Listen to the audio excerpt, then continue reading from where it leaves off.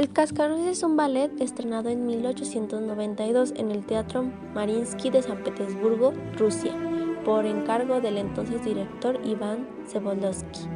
Este está basado en la adaptación de Alejandro Dumas que hizo del cuento original escrito por Ernst Hauptmann, que se llamaba El Cascanueces y el Rey de los Ratones.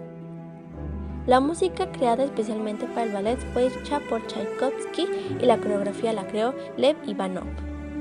A lo largo de los años ha habido demasiadas adaptaciones, así que casi ninguna de ellas va a ser igual a la otra. El evento que yo fui a ver fue presentado por los alumnos de la Escuela Nacional de Danza Clásica del Centro Cultural Olin Yolistli. La técnica utilizada fue obviamente danza clásica y está basado en la versión original de Lev Ivanov. A continuación leeremos la sinopsis dada por la Academia. En un pueblo llamado Nuremberg vivió un comerciante que tenía 2 hijos, Clara y Fritz. En la celebración de Navidad llegó el padrino de la niña, quien le traía un cascanueces en forma de muñeco. Cuando la familia dormía, Clara sintió el deseo de ver a su preciado objeto, bajó de puntillas y llegó a la sala en la cual se encontraba el muñeco. De repente, todo comenzó a cambiar. El árbol fue creciendo y el cascanueces se convirtió en un niño que le invitó a acompañarlo en un viaje por el Valle de las Nieves y el Reino de los Dulces.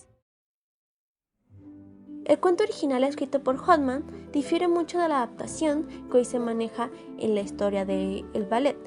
Por ejemplo, existen diferentes nombres dados a los niños protagonistas. Por ejemplo, en el cuento original, la niña en vez de llamarse Clara se llamaba Mary, y en algunas versiones soviéticas muy antiguas la niña se llamaba Masha.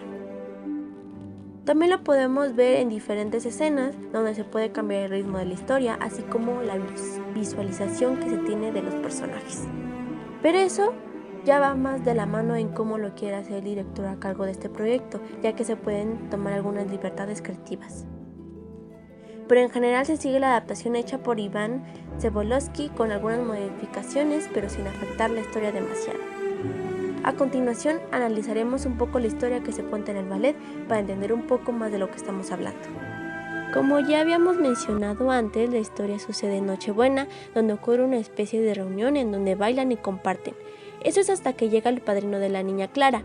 En algunas versiones se representa al padrino como un mago, un ser misterioso o simplemente una persona común. Este le regala juguetes como muñecos de contorsión o títeres.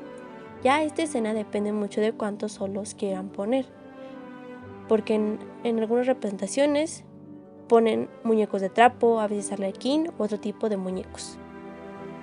Posteriormente a Clara le regalan el cascanueces. Ella obviamente queda fascinada de él, pero seguido tiene una pelea con su hermano por la pertenencia del muñeco, lo que provoca que se rompa. Ahí yo vi una diferencia, porque en algunos le ponen una cinta para repararlo y en otras versiones lo repara el padrino como por arte de magia. Al finalizar la reunión, las personas se van y Clara queda sola con el muñeco. En esta versión se duerme en un sillón junto a él. Profundamente dormida, un grupo de ratones la empieza a acechar, pero su tío los corre rápidamente. Es ahí donde empieza la magia, porque la habitación empieza a hacerse más y más grande que Clara. Es ahí donde el cascanueces cobra vida y tiene su primer encuentro con el rey ratón, que a veces es representado con un traje o una máscara, o basándonos en el cuento original, este tenía 7 cabezas. Posteriormente el rey ratón es derrotado, pero vuelve a salir más adelante.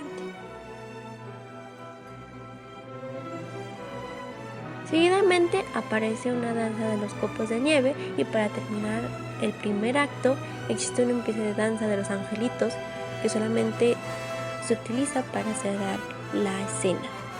Puede o no estar, lo he visto en algunos, pero en otros no. Empieza el segundo acto y es ahí donde el cascanueces y Clara son invitados al reino de las nieves y de los dulces para visitarlo. Es llevado en un trineo simulando el viaje o simplemente en algunos ballets se cambia la escena así nomás. En el ballet analizado, el que fuimos a ver, se utiliza en el trineo. Empieza la presentación de los reinos en donde bailan para Clara y el cascanueces. Ahí puede haber distintos bailes como rusos, chinos, árabes, etc. En el caso del ballet analizado, hicieron danzas chinas, árabes, rusas y una donde salían niñas de una señora con un vestido grande. Sigue la danza de la de azúcar en donde baila con una pareja. Depende mucho de la adaptación, Puede que acabe aquí o no. En la versión analizada, Clara, posteriormente de El baile del azúcar, se despierta dándose cuenta que es un sueño. Como ya habíamos mencionado anteriormente, la técnica utilizada es danza clásica. Como tal, no podemos hablar sobre si está bien ejecutado o no, porque uno, no somos expertos en el tema, dos, porque como cada versión del Cascanueces es distinta, también los pasos utilizados pueden diferir, pero lo que puedo decir que las coreografías fueron demasiado gratificantes en cuestión de formaciones y cánones. Cada bailarina tenía que seguir los pasos del otro con una diferencia de tiempo, y eso se vio realmente bonito. En cuestión de ejecución puedo decir que todos los bailarines se veían estupendos, las piruetas, las cargadas y los saltos que realizaban los hombres y las mujeres era impresionante. La escenografía utilizada era conforme a la escena y los objetos utilizados eran bien pensados y puestos para dar sentido al ambiente. Se utilizaron elementos tecnológicos, ya que en la escena donde se tiene que simular que Clara se encuentra en una habitación más grande que ella, el árbol de Navidad y los objetos como el sillón se empezaron a mover y agrandar. Estéticamente se veía muy bonito y muy colorido conforme a la época. Sin embargo, no podríamos comparar las escenografías de un teatro con otras, ya que el presupuesto dado es diferente a proyectos con mayor alcance. A diferencia de las obras de teatro, los ballets no hay necesidad de expresar con palabras para dar a entender lo que se cuenta en la historia. Al tener esta limitante, los actores tienen la necesidad de expresar más de lo habitual para que se entienda la escena. Esto lo pude notar en el Cascanueces, donde los bailarines tenían que expresar más con su lenguaje corporal que con una modulación de voz. El ballet contiene armonías asombrosamente avanzadas a su época. Hubo una novedad en la partitura original de Tchaikovsky. Este fue el uso de la celesta, un nuevo instrumento que el compositor había descubierto en París. Lo quería para caracterizar al personaje del hada de azúcar debido a su sonido dulce y celestial. Esto provocó que la música sonara extremadamente delicada y mágica, dando la sensación de que estamos entrando a un paraíso mágico. Este elemento, como es la música, para mí fue muy importante para dar cuerpo al ballet, ya que la música le da la ambientación necesaria y el sentimiento para que la escena provoque algo más allá. Como vimos, existe una limitante en la modulación de voz de los bailarines, por lo que la música juega un papel fundamental para la creación de la atmósfera adecuada para que se entienda lo que queremos decir.